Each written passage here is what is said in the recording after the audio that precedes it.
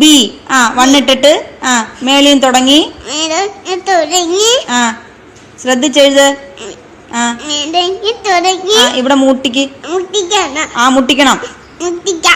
മുട്ടിക്ക്. മുട്ടിക്ക്.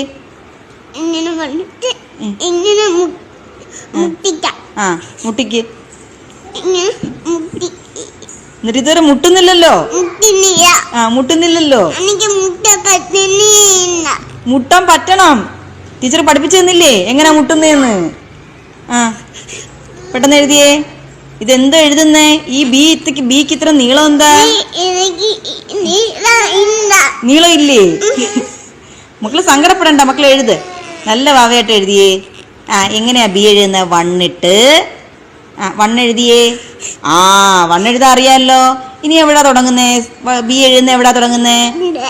Miss